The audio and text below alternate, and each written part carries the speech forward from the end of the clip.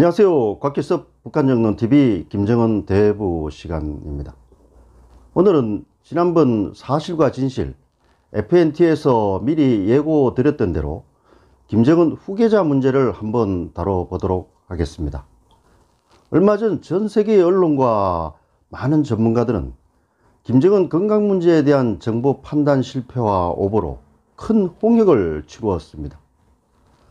우리 모두가 북한 체제의 폐쇄성을 다시 한번 확인하고 소망성 사고, 확정 편향 등과 같은 인식체계의 문제점에 대해서도 생각해 볼 수 있는 시간이었습니다.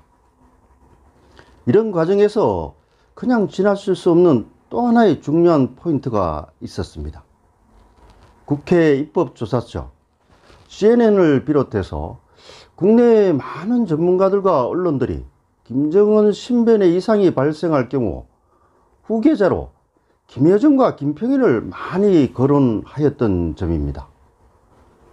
저는 이번에 건강 이상설이 큰 해프닝으로 끝났듯이 이러한 주장들도 또 하나의 오판, 해프닝으로 될 가능성이 좀 있다고 생각이 됩니다. 김정은이 공개활동을 재개한 지금의 시점에서 포스트 김 이슈는 그리 시급한 이슈는 아닐 수 있습니다. 그렇지만 이번에 큰 화두로 대두되었고 김정은 유고는 언제든지 발생할 수 있는 사안이므로 북한의 후계 이론, 그리고 다양한 변수, 그리고 개인적 자질 등을 종합적으로 평가 전망해 보는 것도 의의가 있을 것 같아서 오늘 방송 테마로 선정했습니다. 제 결론이 먼저 궁금하실 것 같습니다. 그래서 제 판단을 먼저 개략적으로 말씀드린 후에 세부 내용을 설명해 나갈까 합니다. 한마디로 김여정은 김정은의 후계자가 아닙니다. 될 수도 없습니다. 오빠 김정은이 없는 김여정은 생각할 수가 없습니다. 그리고 여자라는 태생적인 한계가 있습니다. 북한은 아직 여성을 수령으로 받아들일 수 있는 사회가 아닙니다. 김여정은 자신이 어떻게 처신해 나가야 할지를 그 누구보다도 잘 알고 있을 것입니다. 김여정은 김정은의 정서적, 정치적 동반자로서 오빠를 성공한 지도자로 만들고 자의반 타의반으로 백두혈통의 관리자, 마쿠 2인자 역할을 자임할 것으로 판단됩니다. 또 다른 인물로 거론된 김평일은 더 가능성이 없다고 할 수 있습니다. 이번에 김정은이 99% 사망하였다고 주장하다가 낭패를 본 사람이 있기 때문에 굳이 확률로 얘기하진 않겠습니다. 김평일은 분명히 격가지입니다. 권력투쟁에서 실패한 루저이고 흘러간 옛물입니다. 40여 년간 해외를 떠돌아다닌 과객일 뿐입니다. 김평일이 만에 하나 권력을 잡는 상황을 가정해 본다면 쿠데타, 민중봉기, 중국의 반김 친중정권 수립 공작과 같은 김정은이 축출되는 상황일 뿐일 것입니다.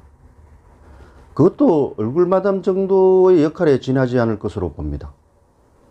평상시나 김정은 신변 이상 시나리오 하에서는 거의 가능성이 없다고 할 수 있겠습니다.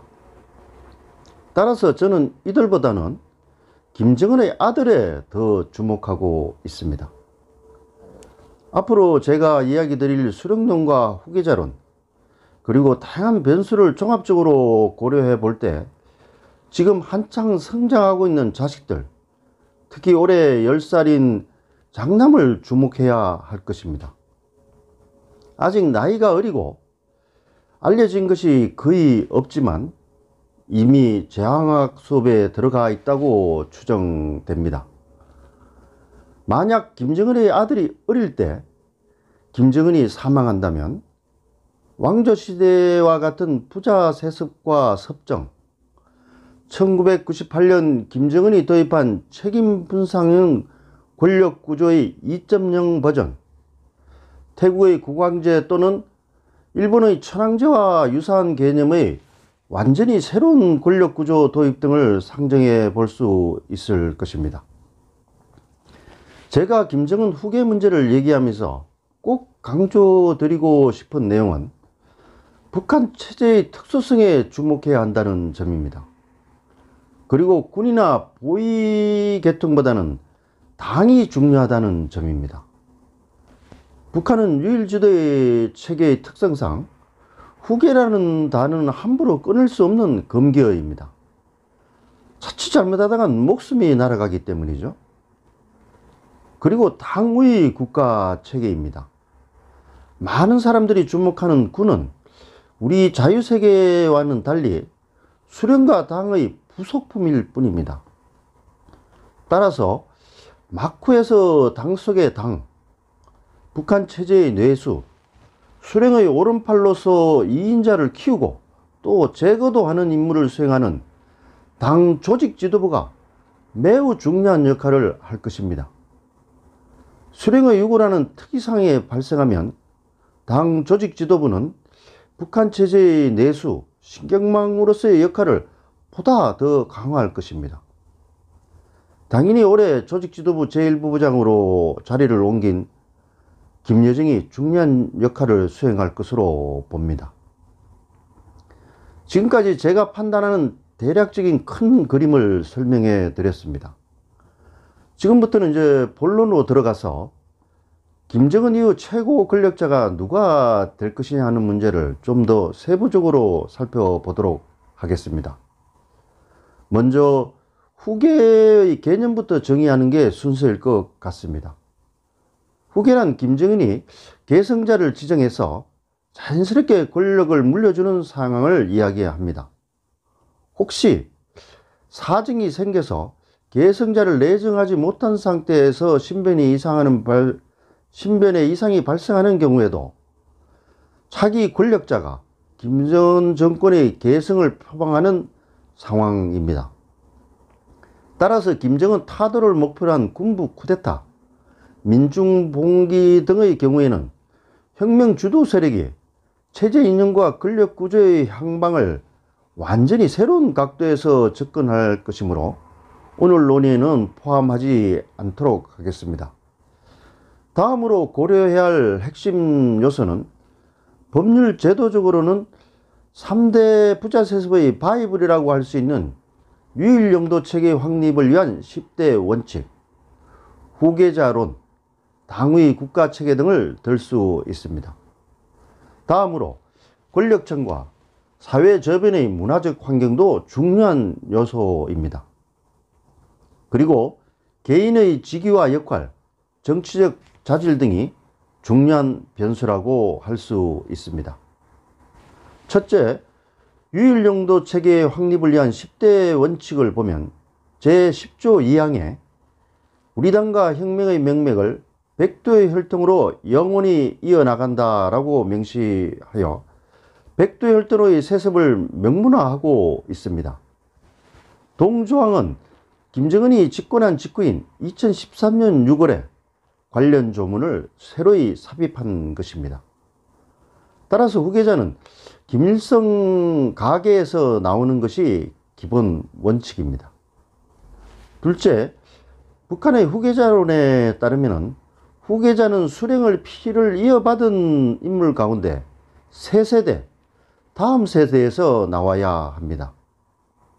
북한은 수령의 피를 단순히 혈연 차원이 아니라 수령의 혁명 사상을 계승하는 것으로 포장했습니다. 그러나 사실은 물리적 핏줄을 의미하는 은유적인 서술일 뿐입니다. 그리고 다음 세대로 규정한 것은 지금 권력층 내에서 영향력을 행사하고 인물들을 원천적으로 배제하기 위한 속셈입니다. 셋째, 노동당이 모든 것을 지도하는 당의 국가 체계라는 점입니다. 따라서 수령이 지명한 그리고 당을 이끌어갈 인물이 후계자가 되는 겁니다. 정부나 군의 인물은 아무리 직책이 높고 조직이 방대해도 노동당의 하수인일 뿐입니다. 이러한 법률적, 제도적 측면에서의 조건을 충족하는 인물은 김씨 일가 중에서 누구이겠습니까? 김정은과 한 세대가 차이나는 새 인물, 즉 김정은의 아들밖에 남지 않습니다. 나이나 경험은 문제가 되지 않습니다.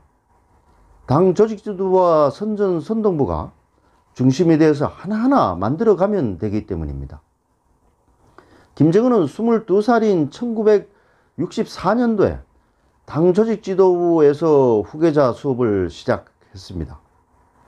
김정은도 24살인 2008년경에 국가안전보위부에서 첫 공직생활을 시작했습니다. 당연히 저항학 교육은 어린 시절부터 계속 받아왔죠. 이러한 사실은 2001년 7월 김정일이 러시아를 방문할 때 처음으로 밑에 둘을 한 10년 정도 교육시켜 후계자로 삼겠다고 직접 말한 데서 알 수 있습니다. 당시 김정은을 밀착 수행했던 폴리스코프스키가 시베리아 횡단 열차 안에서 김정일과 나눈 대화는 김정일이 이미 2000년대 초부터 김정은을 후계자로 고려하고 있었다는 사실을 시사해 주고 있습니다. 당시 김정은의 나이는 17살이었습니다. 왕조 국가의 국왕저기 사례도 큰 시사점을 보여줍니다. 잘 아시다시피 많은 전문가들이 북한을 왕조 국가에 비유하고 있습니다. 북한은 공식적으로는 사회주의를 표방하고 있지만 신정체제이며 왕조 국가입니다. 이러한 왕조 국가에서는 나이는 전혀 문제가 되지 않습니다.